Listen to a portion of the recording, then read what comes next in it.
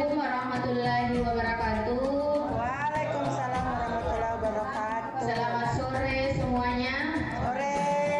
Terima kasih Bapak Ibu atas waktunya semua. Pertama-tama marilah kita panjatkan puji dan rasa syukur kita kepada Allah Subhanahu wa taala berkat rahmat dan hidayahnya sehingga kita semua yang ada di sini bisa kembali ke sekolah mengikuti kegiatan diseminasi menyebarkan pemahaman dan penerapan pengalaman budaya positif. Perlu diketahui ini adalah kegiatan kompil pertama kita di sekolah, kompil Lentera Merah. Saya berharap Bapak Ibu semoga kedepannya kita semua yang ada di sini bisa saling berbagi praktik baik antar rekan sejawat. Ya, untuk selanjutnya, untuk materi selanjutnya sebelum saya memasuki sesi selanjutnya, terlebih dahulu saya ingin memimpin doa agar sekiranya agar apa yang kita lakukan pada sore hari ini bisa dimudahkan oleh Allah Subhanahu wa taala. Untuk selanjutnya doa saya pimpin, berdoa dimulai.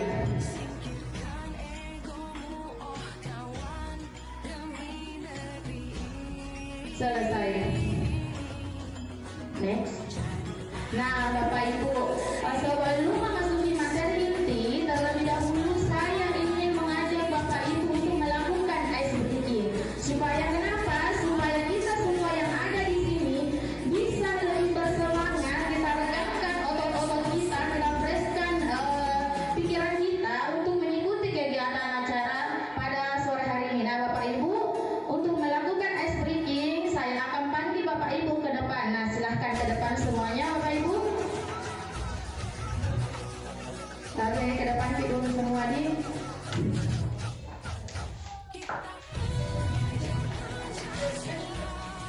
Silakan berbaris lurus, silakan berbaris lurus seperti ini Bapak Ibu di sini. Di sini ke semua, di sini. Tapi menghadap ke sini. Ya, menghadap ke sini. Di sini Bapak Ibu selain konsep pertama di sekolah kita ini merupakan juga salah satu rangkaian tugas dari saya di pendidikan guru penggerak. Nah, untuk instruksi aslinya Bapak Ibu silakan naikkan tangan kanan seperti ini. Tangan kanan, kemudian telunjuknya dikeluarkan. Begini bentuknya. Telunjuk. Iya. Begini ya. Ya, dikeluarkan seperti itu. Nah, untuk instruksinya Bapak Ibu, kalau saya mengatakan silakan tangkap, misalkan begini saya mengatakan tangkap Elin, bukan orang yang ditangkap ya. Misalkan kalau ada kata Elin, Bapak Ibu silakan menangkap telunjuk temannya yang ada di samping. Ya, dicari telunjuknya. Misalkan telunjuknya seperti ini ya, dicari seperti ini. Iya, pakai tangan kanan. Pokoknya tangan ininya seperti ini. Kalau misalnya ada kata Elin, silakan Bapak Ibu menangkap telunjuk temannya yang ada di samping. Mengerti? Nah, paham semuanya? Nah, paham. Iya, di sini ini yang kita tangkap. Telunjuknya yang harus kita tangkap. Betul sekali. Nah, selanjutnya paham semua tak? Kalau saya mengatakan ada kata Elin, Bapak Ibu harus segera menangkap telunjuk temannya seperti ini, ya. Nah, oke? Boleh minta begini seperti ini supaya ditangkap, tak? Iya. Jangan sampai ditangkap, tak? Jangan sampai ditangkap, ya? Iya. Paham? Kalau saya bilang konsentrasi, Bapak Ibu bisa menjawab konsentrasi dimulai, oke? Oke. Ya, siap ya. Konsentrasi dimulai. Nah, sekarang dengarkan cerita saya. Di sebuah desa hiduplah seorang keluarga dengan memiliki 4 orang anak. Anaknya bernama Ali. Saya kan tadi bilang Elin. Ulang ya. Di sebuah desa hiduplah seorang keluarga. Keluarga ini memiliki 4 orang anak kembar. Dia bernama Ali, Ami, Eli.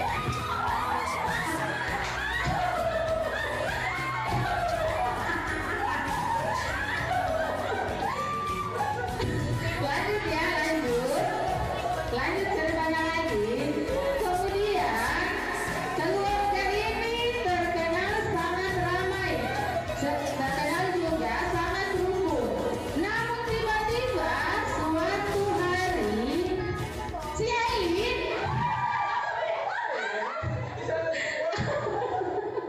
Oke, terima kasih Bapak Ibu, silakan kembali ke tempatnya masing-masing.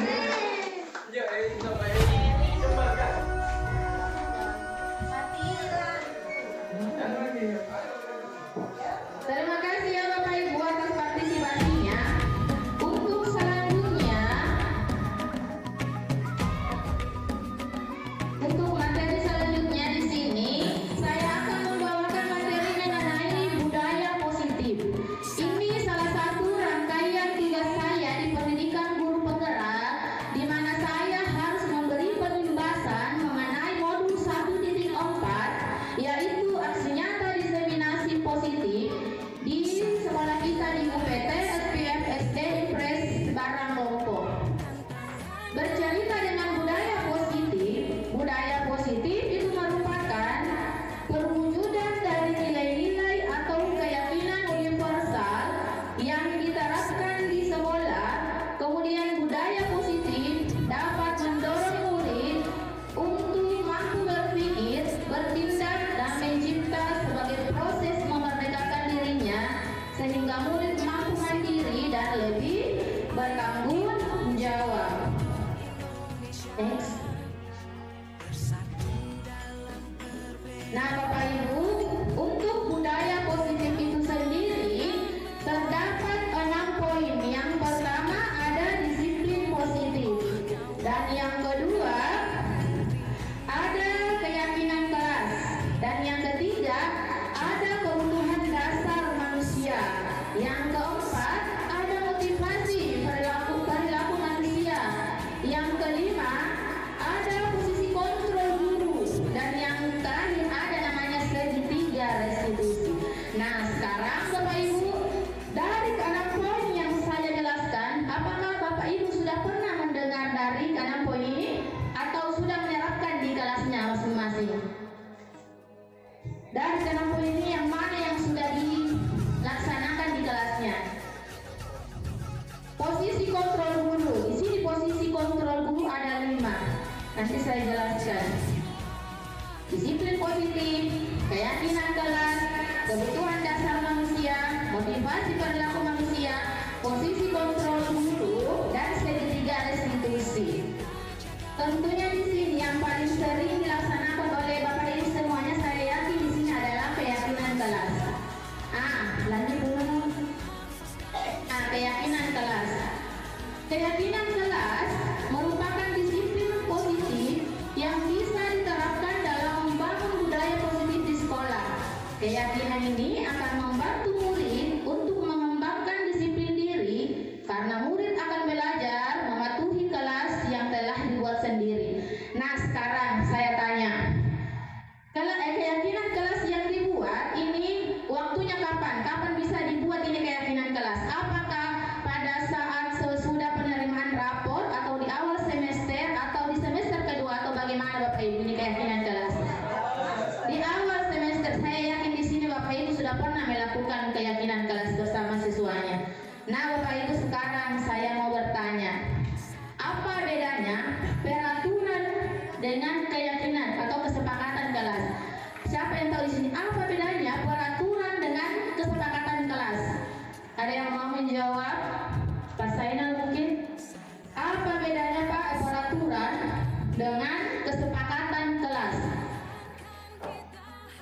Oke, baik, terima kasih atas kesempatannya. Kalau menurut saya, peraturan itu adalah guru yang langsung membuat peraturan tersebut. Tetapi kalau keyakinan kelas, semua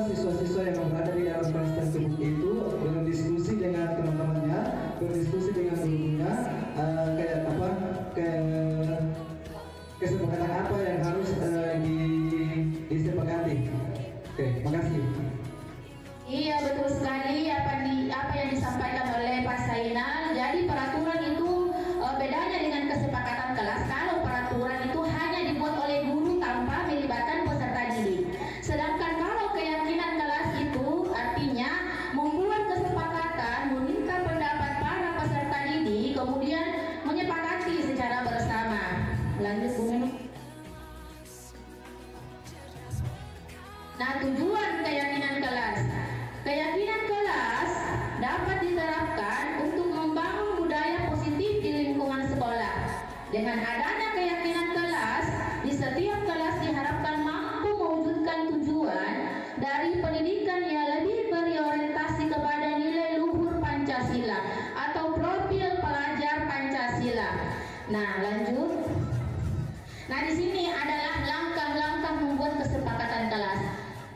Di sini bagi Bapak Ibu yang sudah mengerjakan aksi nyata di PNM, saya yakin sudah pernah melaksanakan yang namanya kesepakatan kelas. Terutama saya sendiri, saya juga sudah pernah mengerjakan topik disiplin positif, membuat kesepakatan kelas. Langkah pertama yang saya lakukan terhadap murid saya, murid kelas 6 dulu, dalam membuat kesepakatan kelas pertama, saya menjelaskan dulu kepada murid-murid saya apa itu kesepakatan kelas. Nah, kemudian setelah yang kedua, saya bertanya kepada siswa saya mengenai kelas impian mereka. Kemudian yang ketiga, guru bertanya bagaimana cara mewujudkan kelas impian. Kemudian setelah itu, saya membagikan juga kertas kepada siswa saya, masing-masing kertas kepada siswa saya untuk menuliskan kesepakatan kelas apa yang akan dibuat di dalam kelas. Nah, setelah mereka menulis kesepakatan di kertas yang saya bagikan, saya menyuruh mereka menempelkan kertas tersebut di depan kelas. Kemudian kesepakatan yang mereka buat saya pilih. Artinya di sini saya pilih yang terbaik. Kemudian setelah itu kami sepakati bersama. Caranya menyepakati dengan mereka tanda tangan. Artinya semua peserta didik menyetujui kesepakatan yang telah dibuat. Barangkali di sini ada Bapak Ibu yang bisa memberikan saya contoh kesepakatan kelas apa yang telah dibuat di kelasnya masing-masing. Siapa di sini yang telah membuat kesepakatan kelas? Salah satu contohnya apa? Siapa yang mau? Ibu Ira mungkin? Salah satu contoh kesepakatan kelas apa yang dibuat di kelasnya, Bu? Terima kasih. Assalamualaikum warahmatullahi wabarakatuh. Oke, saya akan menceritakan tentang kesepakatan kelas yang di kelas 3 yang kesepakatan antara guru dan muridnya. Kesepakatan poin berapa? Semua? Iya, bisa. Oh, iya. Kesepakatan yang pertama itu sama siswa saya itu yang pertama itu jangan datang terlambat. Ya. Yang kedua, pada saat anak-anak ada yang mau keluar masuk, harus minta izin dulu sama gurunya, baik itu proses belajar mengajar atau yang ketiga itu harus pada saat proses belajar tidak ada siswa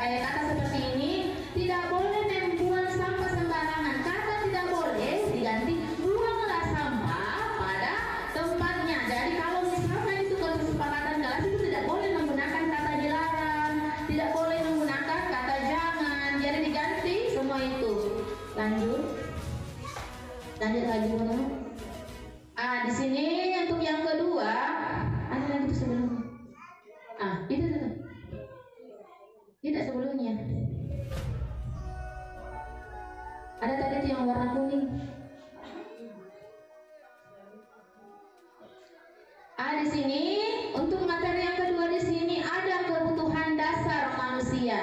Sebelumnya itu benar ada. Di sini Bapak Ibu sekarang coba diperhatikan semua. Di sini sudah ada kasus ya, kasusnya Doni. Di sini Ibu Marlina dia memiliki seorang siswa. Ibu Marlina ini guru kelas 2A. Dia memiliki siswa yang bernama Doni. Ibu Marlina ini dibuat risau oleh Doni. Kenapa risau? Karena teman-teman Doni selalu mengadu kepada Ibu Marlina. Kenapa? Karena bekalnya teman-teman Doni selalu diambil oleh Doni, bahkan hampir setiap hari. Nah, Bapak Ibu, pertanyaan saya, kira-kira apa yang mendasari Doni sehingga Doni bisa melakukan hal seperti itu atau bisa mengambil bekal temannya setiap hari? Kira-kira kenapa Doni bisa berbuat seperti itu? Coba bisa berurus ya. Kira-kira kenapa Bapak Ibu Doni bisa melakukan hal seperti itu, mengambil bekal temannya? Mungkin Doni tidak membawa bekal. Ya, betul sekali. Lanjut Bunda Nuk di kebutuhan dasar slide berikutnya. Di sini untuk menjawab kasus Doni tadi, di sini ada kebutuhan dasar manusia. Mungkin Doni untuk kasus Doni itu, mungkin Doni mengambil bekal temannya karena belum terpenuhinya kebutuhannya, belum terpenuhi kebutuhan dasarnya, atau ada tujuan tertentu yang Doni ingin dapatkan. Misalkan seperti ini. Untuk materi selanjutnya ada kebutuhan dasar manusia. Di sini kebutuhan dasar manusia merupakan sesuatu yang kita lakukan untuk mendapatkan apa yang kita inginkan. Seluruh tindakan yang kita lakukan memiliki tujuan. Mungkin sama seperti kasusnya Doni, dia mengambil bekal dari temannya karena dia memiliki tujuan atau bahkan belum terpenuhi kebutuhan dasarnya. Lanjut. Nah, Bapak Ibu, begini. Misalkan Bapak Ibu sesuai dengan filosofi Bapak Ki Hajar Dewantara bahwasanya pendidik itu seperti petani. Pendidik itu seperti petani. Misalkan Bapak Ibu, saya ibaratkan Bapak Ibu sebagai seorang petani. Kira-kira untuk mendapatkan padi yang baik, apa yang perlu Bapak Ibu lakukan untuk mendapatkan padi atau kualitas padi yang baik? Memberi pupuk, betul sekali. Apa lagi?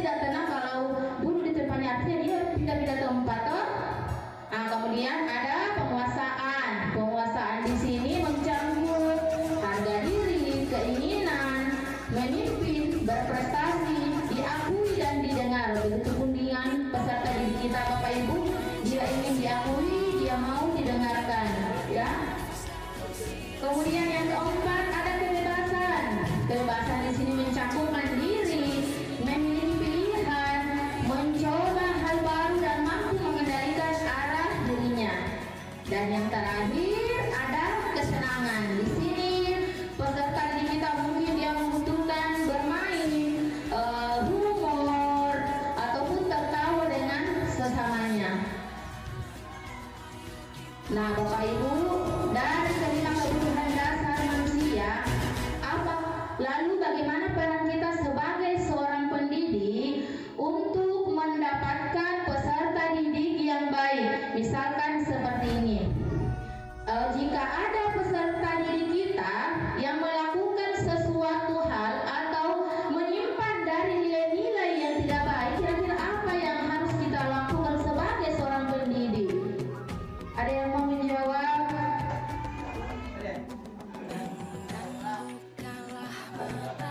Agak baik, saya akan berusaha untuk menjawab. Pertanyaannya kalau misalkan ada siswa yang menyimpan dari nilai-nilai kebaikan, tentunya sebagai seorang guru, saya akan memanggil siswa itu secara pribadi dan berbicara empat mata dengan siswa saya dan bertanya apa sebenarnya hal-hal apa yang mendorong dia sehingga dia bisa melakukan hal yang seperti itu. Dan tentunya pasti siswa saya seperti itu karena ada sebab akibatnya. Nah, kalau misalkan saya sudah tahu tentang permasalahannya seperti apa, di situ tugas kita sebagai seorang guru untuk bagaimana memotivasi siswa tersebut agar bisa berpikir positif. Kira-kira hanya seperti itu. Iya, terima kasih, luar biasa. Ada jawaban dari Bapak Zainal. Lanjut, Mono. Nah, di sini ini yang paling penting, materi yang paling penting bagi saya hari ini, 5 posisi kontrol guru. Yang pertama, ada penghukum. Guru itu pastinya ada yang namanya penghukum. Kemudian yang kedua, ada pembuat rasa bersalah. Dan yang ketiga, ada posisi kontrol guru, dia sebagai teman dengan peserta didiknya. Kemudian posisi kontrol guru yang keempat, ada pemantau. Dan yang terakhir ada manajer. Perlu diketahui di sini materi untuk manajer adalah posisi yang paling ideal atau posisi yang paling baik untuk seorang pendidik. Lanjut Bu Neno, nanti saya akan jelaskan ini.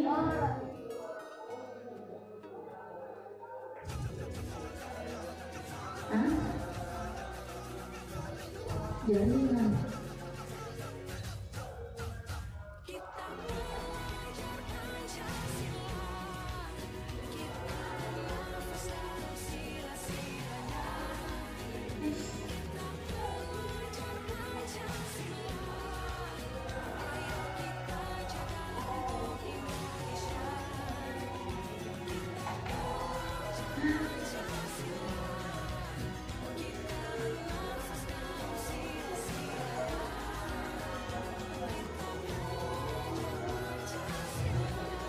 Coba kembali ke yang tadi, Bu.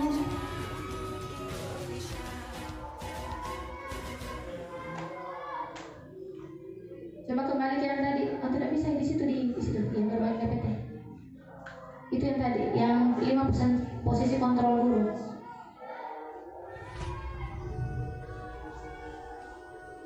Baiklah Bapak Ibu, saya akan menjelaskan ciri-ciri dari kelima posisi kontrol guru. Di sini untuk penghukum guru yang penghukum itu ciri-cirinya seperti ini: nada suara tinggi, bahasa tubuh, mata melotot, kemudian menunjuk-nunjuk kepada murid serta memperhatikan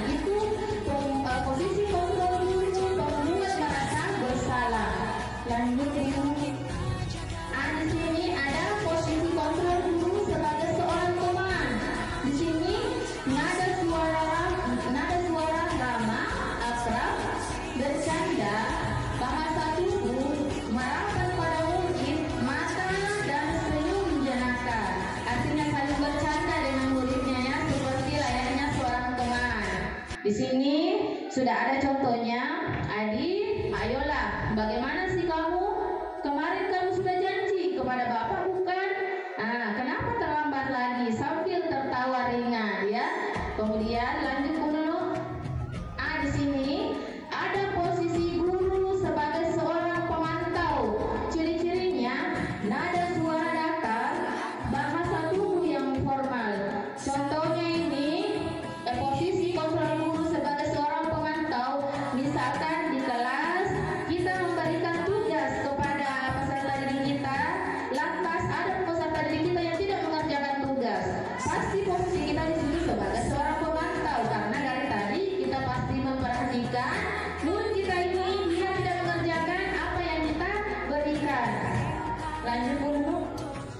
Ini dari kelima posisi kontrol guru Bapak Ibu, posisi manajer adalah posisi yang paling ideal untuk guru, di mana saya bisa merangkum untuk posisi manajer. Ketika anak berbuat salah, di sini seorang guru dia tidak langsung menghukum siswanya, akan tetapi dia memvalidasi masalah, kemudian dia menanyakan kenapa siswa tersebut bisa melakukan hal seperti itu. Kemudian dia juga meminta tanggung jawab atas perbuatan yang telah dilakukan oleh murid tersebut. Ini merupakan posisi yang paling ideal untuk seorang pendidik. Lanjut dulu. Di sini Bapak Ibu saya akan menampilkan sebuah video. Bapak Ibu bisa menentukan sendiri kira-kira posisi kontrol ini seperti apa.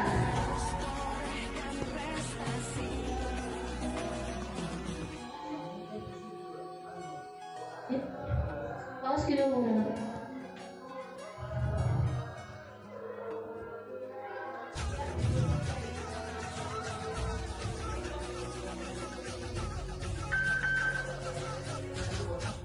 Tunggu.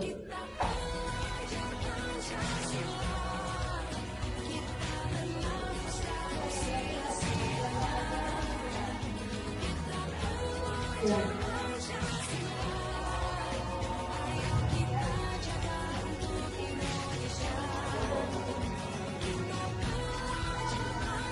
Ini sekali. Ya, jalan juga. Ya,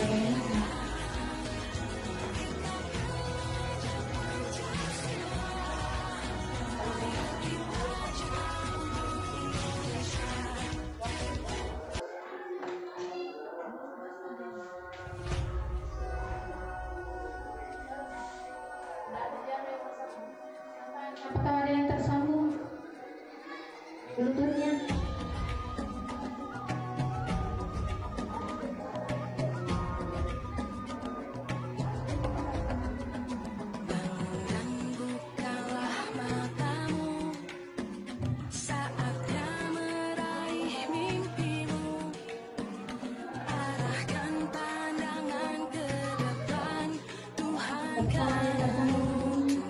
Apa nama bluetoothnya Pak?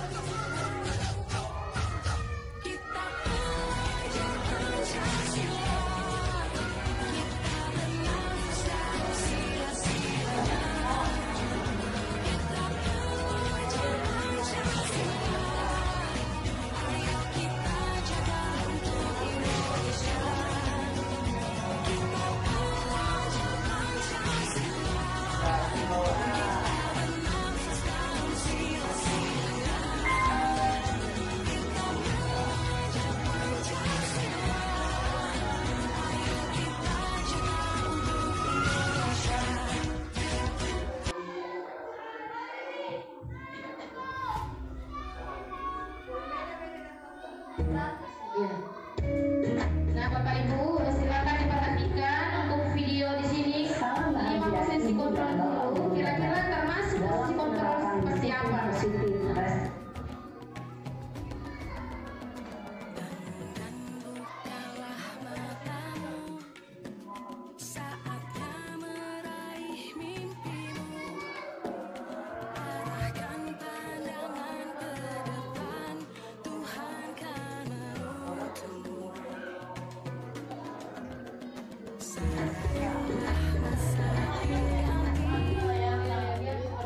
Salam bahagia Ibu dan Bapak Ibu hebat.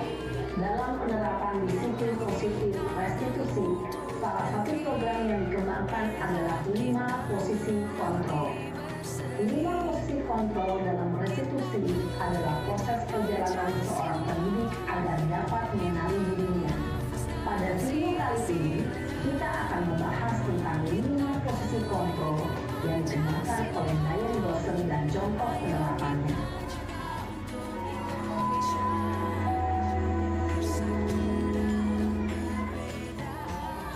5 posisi kontrol itu adalah 1. Posisi penghukum, 2. Posisi pembuat masalah bersama, 3. Posisi teman, 4. Posisi pemantau atau monitor, dan 5. Posisi manajer. Untuk lebih memahami kelima posisi tersebut, mari kita saksikan kasus Naren yang terlambat hadir 20 menit di sekolah dan melihat bagaimana kelima posisi kontrol dalam menghadapi masalah tersebut.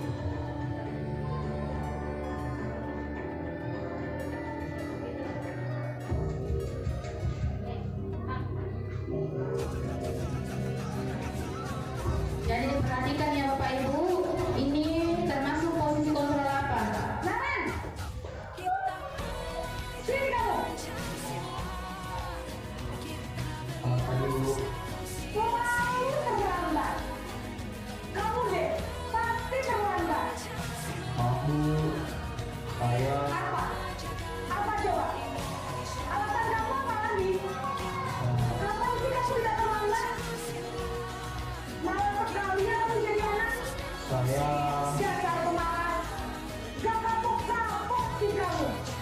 Sudah berapa kali terlambat? Sana, kamu keliling lapangan basket 2 kali. kenapa saya harus keliling lapangan basket, Bu? Kenapa? Kamu melawan ibu? Berani-beraninya jawab. Sudah terlambat, masih berani jawab pula. Sekarang, keliling lapangan basket 5 kali sekalian. Biar kapok. Cepat. Pergi sana ke lapangan basket.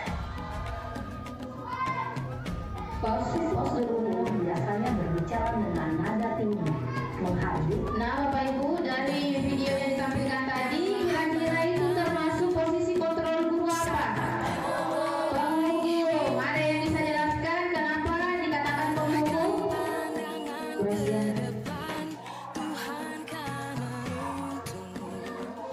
Terima kasih atas kesempatannya. Yang tadi saya simak dari videonya, mungkin tadi membentak, belum sempat dijelaskan oleh Tiana, langsung memberikan hukuman untuk keliling lapangan. Kemudian termasuk suaranya keras, mata melotot, itu saya kira itu termasuk posisi pembuku. Terima kasih. Iya betul sekali ya. Jadi untuk video ini adalah posisi pembuku ya, karena di sini terlihat gurunya dia tidak mendengarkan penjelasan siswa yang terlambat. Dia langsung membentak siswanya, memarahi siswanya. Jadi ini termasuk posisi kontrol guru sebagai seorang pembuku. Lanjut menunjuk-nunjuk, menyakiti, dan menunjuk. Hukuman bisa berupa fisik maupun psikis.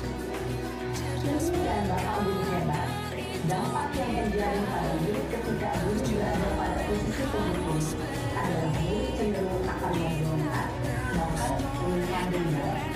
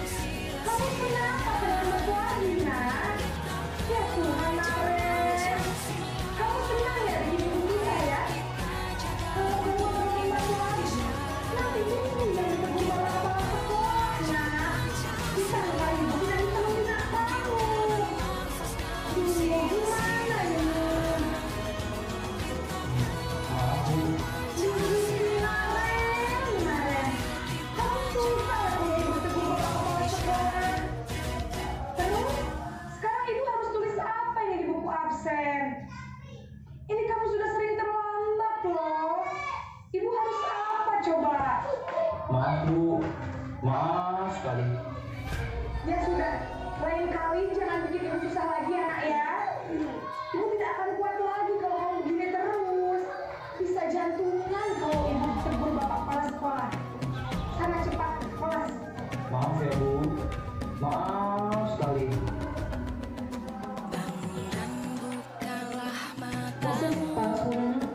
Nah, ada yang bisa menjawab kenapa ini bisa dikatakan posisi kontrol ngerasa bersalah? Ada yang mau ya Bu Sinar? Ya, terima kasih atas kesempatannya. Dari video tadi yang saya tangkap, kenapa dikatakan video tadi termasuk posisi kontrol dulu sebagai komputer membuat merasa bersalah karena di sini gurunya mengatakan seolah-olah membuat siswanya seolah merasa bersalah dengan apa yang dia lakukan. Seperti itu. Ya, terima kasih. Lanjut langsung saja. Dua rasa bersalah berbicara dengan nada tenang, cenderung lembut.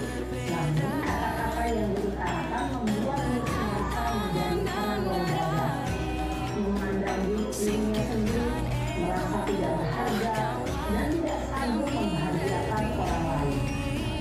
Ketika guru mengambil posisi pembuat rasa bersalah, ini akan membuat dirinya yang bersalah dan tidak akan menyimpan emosi negatif tersebut di dalam dirinya. Nah, posisi kontrol guru yang ketiga, posisi sebagai teman.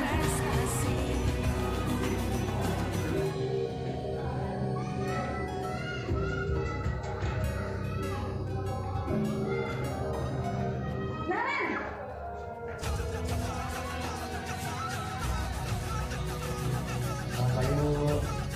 Wah, sudah jam berapa ini, Nak? Mama kerja saya. Iya Bu, habis ibu saya mau bangunkan saya Bu. Kamu malah menyalahkan ibu kamu. Kamu bukan anak yang paling kerja. Kok terlambat sih? Iya Bu, saya mau bangun tadi. Jadi biarpun saya lagi kencang, tetap langsung ya Bu. Ya sudah sana. Nanti lain kali larinya lebih kencang lagi ya. Biar gak terlambat lagi. Bikin terus ibu. Begitu. Bisa kan? Bisa Bu. Ya sudah, sana masuk kelas. Ibu beresin urusan absen kamu. Kamu ini ada-ada saja. Lanjut saja ya Bu Nino, lanjut. Dalam posisi teman, Saja Bu Nino. berbicara dengan nada suara ramah, akrab, cenderung bersenda gurau untuk menjaga suasana tetap santai. Murid akan merasa senang, aman, dan akrab dengan guru. Identitas yang tercipta adalah identitas sukses atau berhasil. Namun, perlu diingat, karena ini masih dorongan eksternal, maka ada faktor ketergantungan dari murid kepada orang tertentu. Di sini, guru absen sehingga di lain waktu, murid bisa berperilaku baik, namun hanya kepada orang-orang tertentu saja.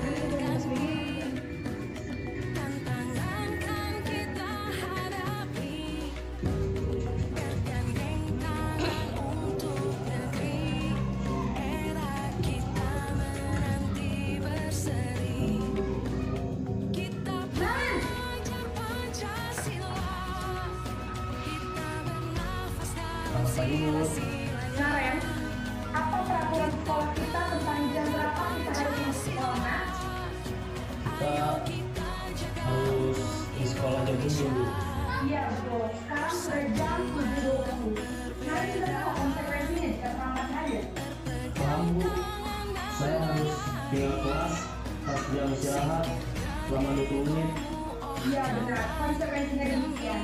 Jadi nanti jam 9.30 pas istirahat, kamu harus tinggal di kelas, kerjakan tugas tambahan untuk ketinggalan kamu, ya? Baik Bu. Posisi pemantau menanyakan penghitungan atau data untuk mengontrol murid. Guru akan murid berdasarkan peraturan dan konsekuensi.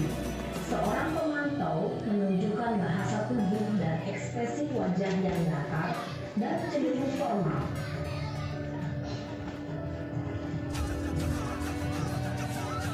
Nah ini posisi paling ideal untuk seorang guru, yaitu posisi kontrol sebagai manajer.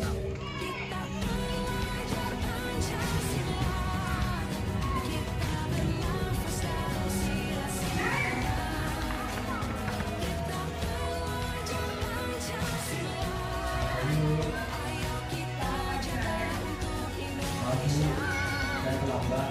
Iya, sekolah masuknya jam 7, sekarang udah jam 7:20. Jadi sekarang udah main ya. Maaf Bu, saya lupa soal saya semalam. Dari kamu, ya sekolah yang mana?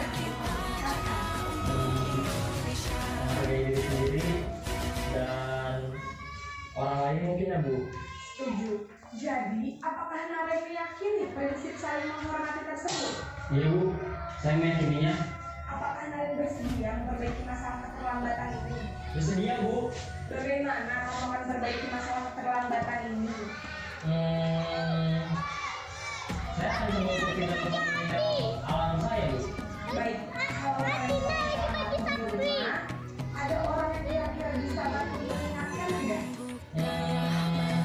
Ada Bu, kakak saya, Kak Emma. Ada lagi selain Kak Emma? Selain Kak Emma, ada ibu saya. Baik, jadi yang mengingatkan kalian adalah Kak Emma dan ibu kamu ya. Kira-kira akan mulai saya alami kapan kemarin? Setelah pulang sekolah, akan segera saya lakukan. Baik, jadi Naren akan setel alarm untuk bangun besok pagi dan akan diingatkan oleh kakak dan bunda Naren ya. Ada lagi yang mungkin perlu dilakukan Naren agar tidak terlambat bangun lagi. Tidak ada Bu. Baik Naren, terima kasih untuk bersama kamu. Sekarang kamu harus kembali ke kelas belajar. Ya coba diskon dulu Bapak Ibu. Diskon dulu.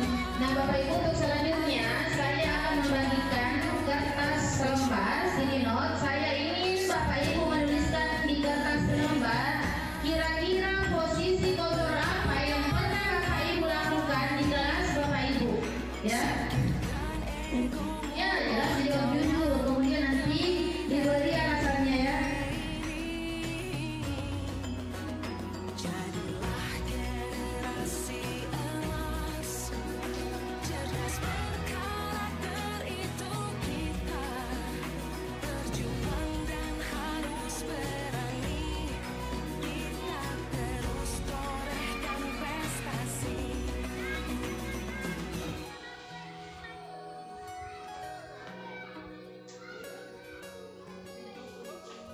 Posisi kontrol apa yang pernah Bapak Ibu lakukan dari kelima posisi kontrol dulu? Kalau saya terus terang pernah saya lakukan semuanya. Posisi kontrol, posisi merasa bersalah, posisi pemantau, posisi teman, posisi manajer. Nanti dokternya di sini.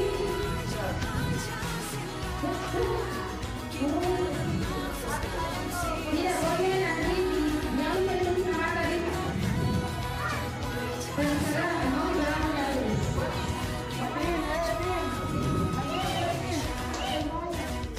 Di sini kita tempel dari kelima posisi kontrol guru, posisi apa yang pernah Bapak Ibu lakukan di kelas Bapak Ibu?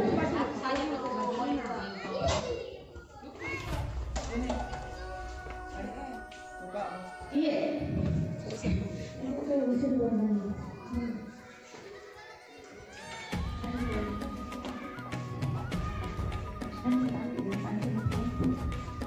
Ayo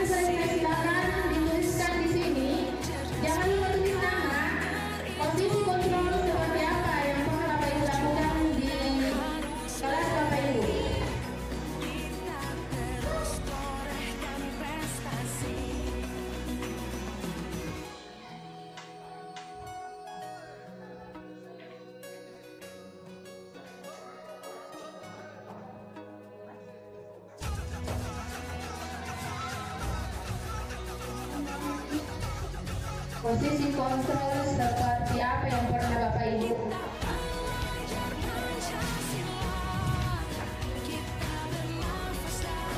Atau adakah di sini yang sudah sering melaksanakan posisi kontrol sebagai seorang manajer? Jangan dulu. Yang penting kita tahu tuh posisi kontrol apa yang kita tulis.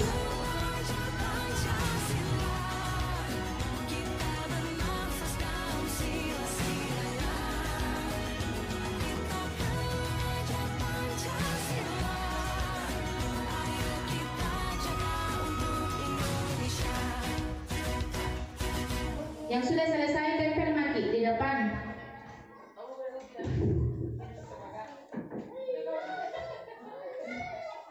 Posisi kontrol seperti apa yang pernah Bapak Ibu lakukan di kelas. Kemudian bagus mungkin kalau Bapak Ibu memberikan contohnya kenapa Bapak Ibu bisa melakukan posisi kontrol tersebut. Sudah semua toh? Sudah semua menempel? Ibu Henny, Ibu Ani. Oh.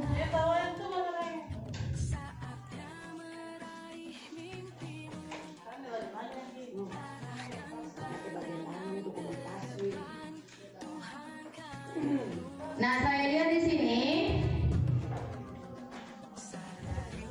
dari jawaban Bapak Ibu ada yang menuliskan posisi kontrol sebagai teman, Ibu Mutia. Di sini posisi kontrol penghukum dan posisi teman ini dari Ibu Ira, dari Ibu Rosdiana penghukum dan sebagai teman. Pak Jamal posisi pembuat merasa bersalah. Di sini tanpa nama, ada penghukum, ada teman, ada merasa bersalah. Kemudian di sini ada sebagai teman, ada penghukum, Ibu Farida. Ibu Sinar penghukum, pembuat merasa bersalah sebagai teman dan manajer. Di sini ada penghukum tanpa nama. Di sini Pak Enal menuliskan semuanya. Nah, kira-kira siapa yang mau menjelaskan pertama kenapa memilih posisi kontrol tersebut? Ya, Kaidah. Baik, terima kasih atas kesempatan yang diberikan. Kenapa saya memilih posisi kedua kontrol ini? Yang pertama itu karena masih kelas rendah. Ya, saya pegang itu kebetulan kelas rendah. Kelas 1. Saya pilih sebagai teman. Kenapa? Karena anak-anak itu tidak bisa terlalu ditekan. Yang pertama. Kedua, saya pilih sebagai penghukum. Bukan berarti saya hukum secara melakukan atau bagaimana, tidak. Tapi saya itu ambil sampah sambil belajar yang itu. Itu alasan saya. Terima kasih. Ya, terima kasih atas penjelasan dari Ibu Farida. Ada lagi teman-teman yang lain? Pak Enal mungkin karena memilih semuanya.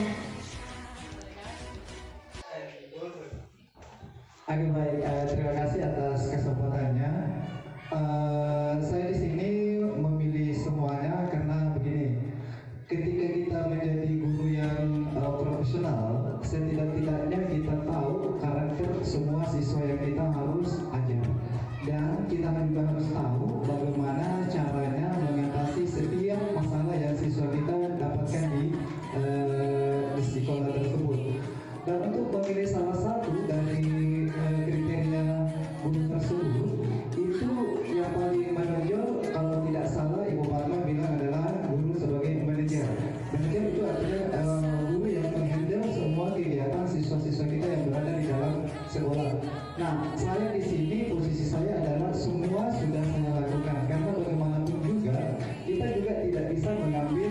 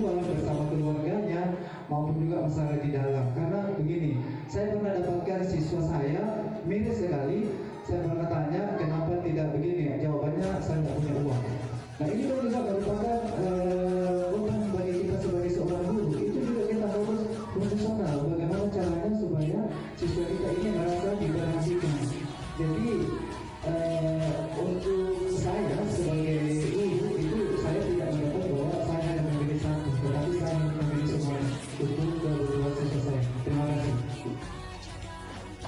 Ya, luar biasa penjelasan dari Pak Enal. Ada lagi teman yang mau menjelaskan kenapa memilih posisi kontrol itu? Ada lagi teman, mungkin Pak Jamal?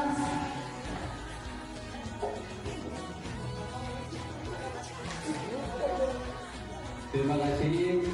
Kalau menurut saya mungkin yang saya pilih itu adalah posisi merasa bersalah.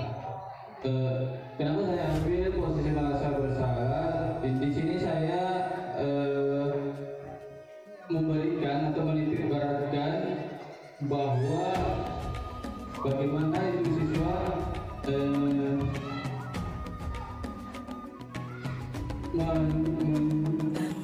posisinya sendiri, mereka bahwa mereka merasa bersalah dengan apa yang mereka lakukan atau dia kerjakan. Ya, terima kasih.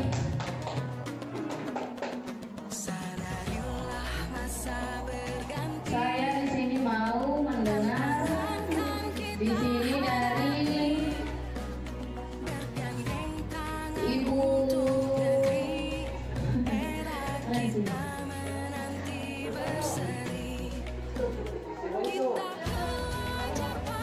di sini nih, posisi sebagai penghulu, mohon dijelaskan kenapa memilih posisi tersebut.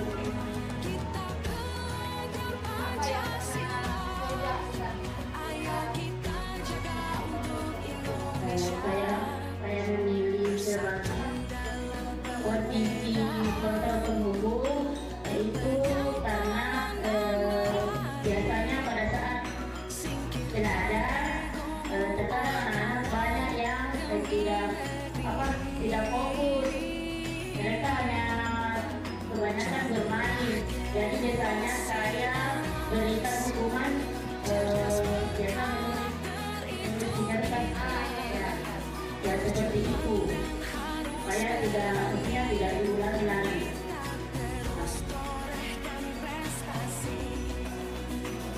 Terima kasih.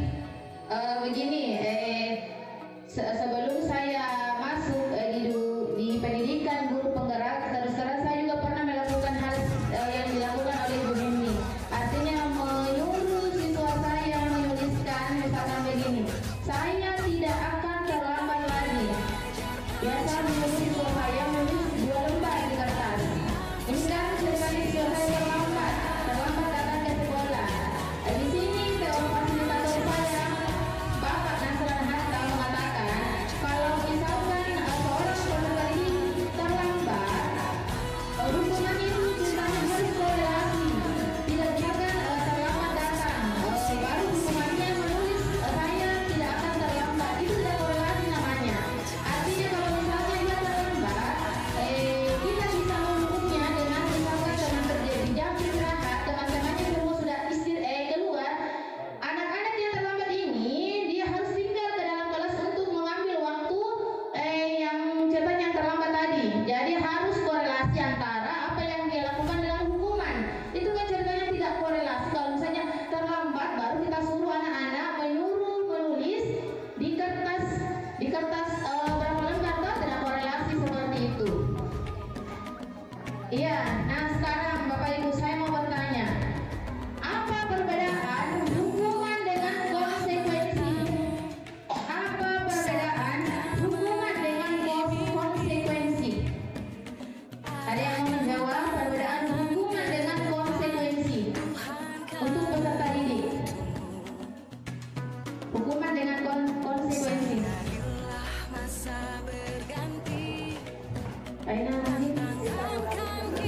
Hukuman